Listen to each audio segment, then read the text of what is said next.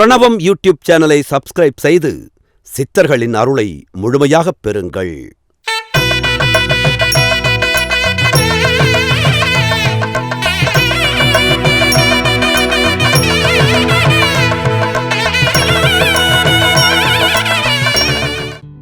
இப்படி வாழ்ந்து பார். இங்கு எல்லோரையும் புரிந்து கொண்டுதான் வாழ்கிறார்கள் என்றால் அது நகைப்பிற்குரியதாகும். உண்மை என்னவெனில், இந்த பேரண்டமான இறையை தவிர வேறெவரும் யாரையும் புரிந்து வைத்திருக்க முடியாது. இந்த பேரண்டமே ஒவ்வொருவரின் வினைக்கு தகுந்ததை இங்கு வழங்குகிறது.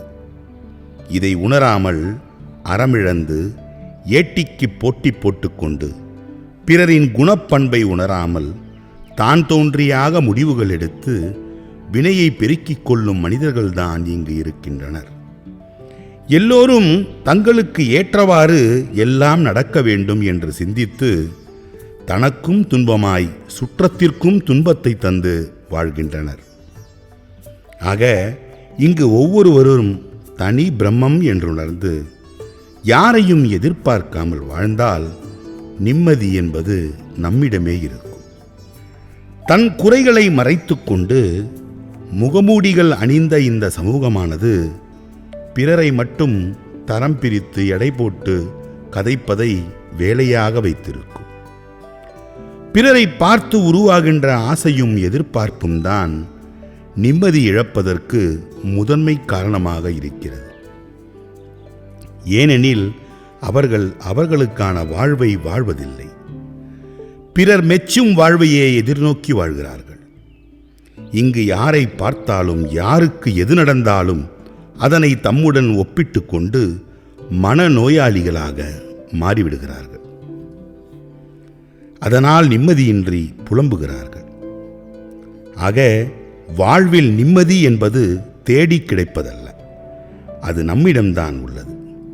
பிறரை நோட்டமிடாமல் பேராசையின்றி நம்மிடம் இருப்பதை கொண்டு வாழ்ந்தால் போதும்.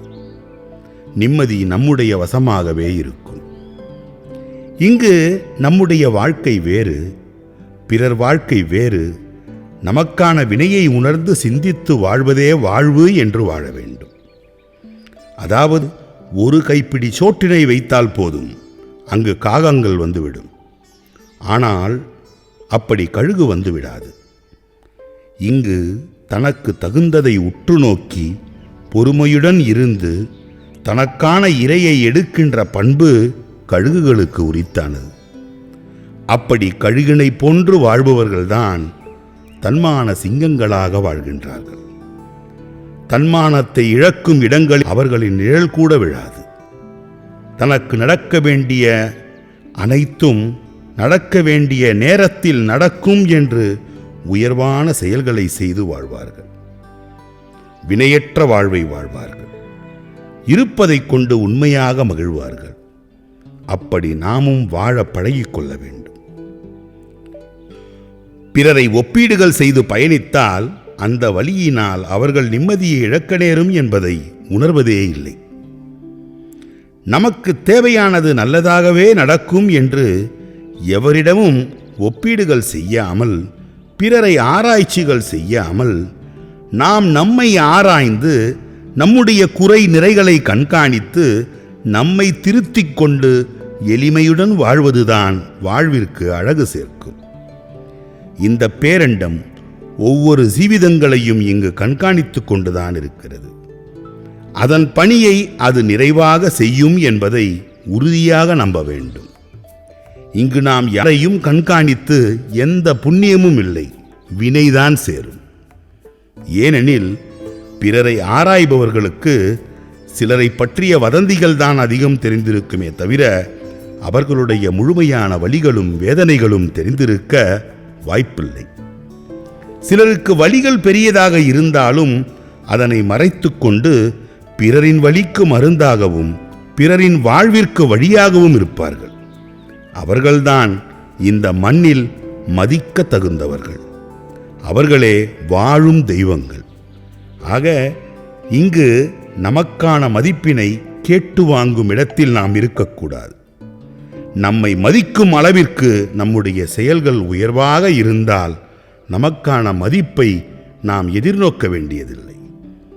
இங்கு உள்ளொன்றும் புறமொன்றும் வாழ்ந்து உண்மை அன்பை மதிக்க தவறிவிட்டு மதிப்பை எதிர்பார்க்க முடியாது.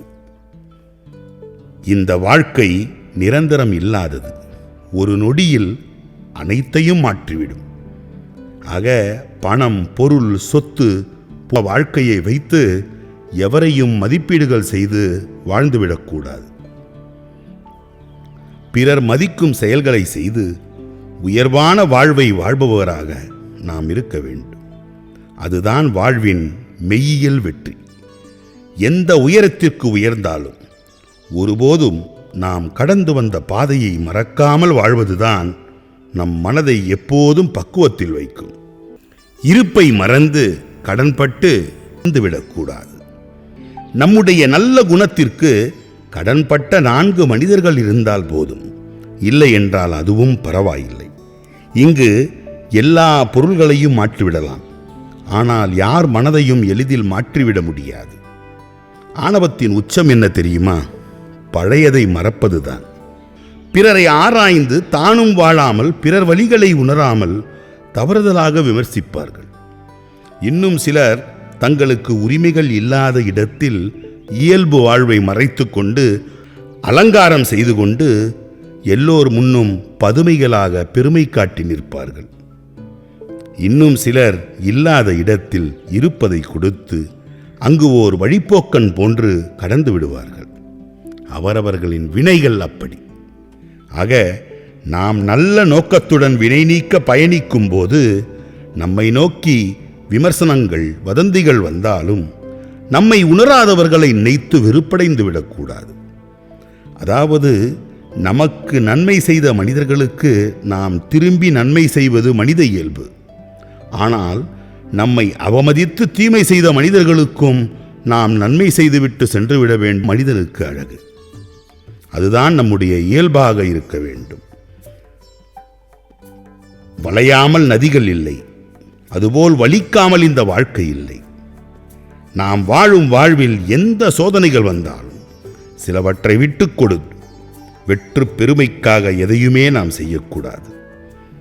நம்மை இந்த இயற்கையே முன்னிறுத்தும் அளவிற்கு நாம் செய்யும் செயல்களை உணர்ந்து மன நிறைவுடன் செய்து வந்தால் போதும். உண்மையான உழைப்பும் திறமையும் கொண்டு வினையின்றி பக்குவமாக நம்முடைய இலக்கை நோக்கி வாழ்வதுதான் வாழ்வு. எங்கும் எதிலும் நாம் நம்மை இழக்காமல் நம்முடைய செயல்களை உயர்வாக பிற நலனுக்காக செய்யும் போது நமக்கான இலக்கினை இந்த பேரண்டமே அடைய வைத்துவிடும். அதிசயமும் நடக்கும். அதற்கு நாம் நம்முடைய இயல்பிலேயே அன்பும் கருணையும் தயவும் பணிவும் எளிமையும் கொண்டு நம்முடைய செயல்களை செய்ய வேண்டும். நாம் செய்யும் செயல்களால் உற்று நோக்கி கொண்டுதான் இருக்கின்றது. நமக்கானதை உரிய நேரத்தில் நிச்சயம் வழங்கியே தீரும்.